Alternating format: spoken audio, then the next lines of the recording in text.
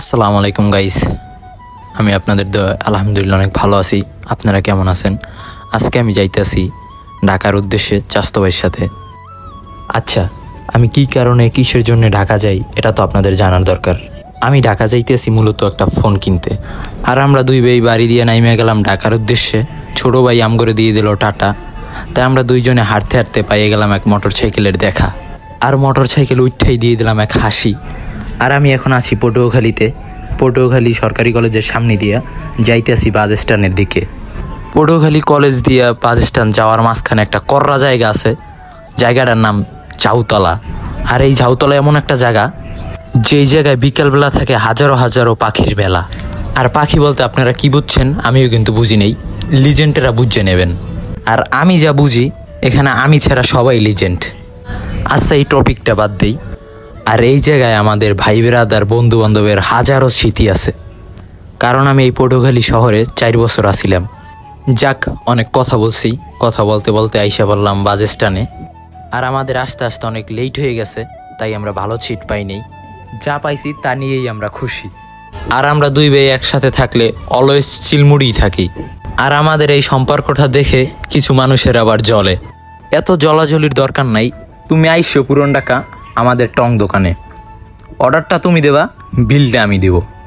আর কিছু বলার নাই। এখন চলতি পথের কথা বলি। আর এখন যে আবহাওয়া, একটু রোদ একটু বৃষ্টি, ভালোই লাগে। আর কথা বলতে বলতে আইসা বললাম লেবুখালী ব্রিজে। আর এই লেবুখালী ব্রিজে আইসা আমার একটা গানের কথা মনে পড়ে গেছে। আকাশ অনেক মেঘলা, যেও না কো একলা, এখনই নামবে অন্ধকার। ওয়েদারটা অনেক কড়া, কিন্তু আমার ভাইয়ের মনে ব্যথা, কারণ বাসে পাই নেই একটা মেয়েরও দেখা। কথা বলতে বলতে আইসা পড়লো বৃষ্টি, সেই একটা ওয়েদার। আর বৃষ্টি যাইতে না যাইতে আইসা বললাম বরিশাল। আর আমি ভাবছিলাম বরিশাল ভার্সিটির সামনে কিছু দেখতে পাবো, কিন্তু আমি কিছুই দেখতে পাইনি। তাই আমি দিলাম ঘুম। আমি তো ঠিকই ঘুমাইতেছিলাম, কিন্তু চাস্তো ভাই আমার নিয়ে নিতেছিল মজা। বিষয়টা মনে রাখো চান্দু, তোমাকেও একবার বাড়ে পাবো। আর আপনাদের সাথে কথা বলতে বলতে আমাদের পেটে লাগলো ক্ষুধা লাগলো, কিছু করার নাই, ড্রাইভার ব্রেক দিতেছেন। আর এই ক্ষুধা নিয়েই আপনাদের জন্য করতেছিলাম ভিডিও শ্যুট। বাহিরের আবহাওয়াটা তো পুরোই মারাত্মক, আকাশটা সুন্দর নীল, আর এই নীলে নীলে আমার চাস্তো ভাই করতেছিল চিল। আর আমি এই ঠান্ডা বাতাস পাইয়া যাই খেলি ঘুমাইয়া। আর অন্য সব বাজের মেয়েরা আমাদের দিকে থাকে চাইয়া। আর আমরা যে বাসে আছি, বাসের নাম সাকুরা পরিবহন। আর দক্ষিণ বাংলায় এমন কোনো বাস নাই যে সাকুরা বাসের আগে যাইব। এই দেখে আমার ভাই দিল আমারে উঠাইয়া। আর আমাদের তো অনেক আগেই পেটে ক্ষুধা লাগছিল, আর মামায়ও এক জায়গায় দিয়ে দিল ব্রেক। আর একটু এদিক ওদিক ঘুইরা হইয়ে নিলাম ফ্রেশ।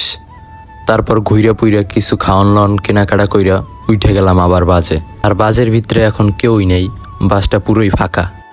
তাই আমাদের মনটা করতেছিল খা। যাই হোক, আইসা বইসা পড়লাম আমাদের নিজের সিটে। আর সিটে আইসা খাওয়া দাওয়া কইরা দিলাম শুরু। পেটে এত পরিমাণের ক্ষুধা, তাই খালি খাইতেইছিলাম, আর আপনাদের দিকে তাকানোর কোনো সময়ই নেই। আর আমাদের খাওন দেখে অন্য বাসের মেয়েরা রয়েছে আমাদের দিকে তাকাইয়া। যতই তাকাইয়া থাকো শোনা, কাম হবে না, কারণ আমরা কুত্তা পালি না। যাই হোক, খাওয়া দাওয়া শেষ করতে না করতেই গাড়ি দিল ছাইরা। বাহিরে তাকিয়ে দেখি আমরা প্রায় ঢাকার কাছাকাছি এসে পড়েছি। এখানে দেখি আবার ট্রেন লাইন। এই ট্রেন লাইনটা খুলনার দিকে গেছে, ওই জায়গা থেকে বরিশাল দিয়ে আমাদের পটুয়াখালী যাবে একদিন ইনশাল্লাহ। কথা বলতে বলতে আমরা আইসা পড়লাম ভাঙ্গা হাইওয়েতে। এই ভাঙ্গা দিয়েই দক্ষিণ অঞ্চলে সব জেলায় যেতে হয়। আমার দেখাকালীন এই সাকুরায় সর্বোচ্চ বেস্ট টান। আর এই গাড়ি চলাকালীন বাতাসের সাউন্ড আপনারা একটু শুনুন।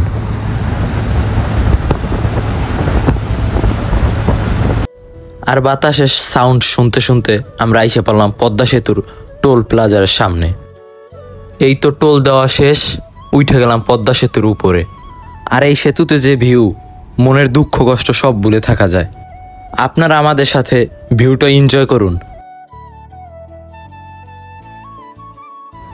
ভিউ দেখতে দেখতে আমরা আইসা বললাম সেই ব্যস্ত শহর ঢাকায়। তাই এখন আমরা নেমে যাব ধোলাইপাড়ে।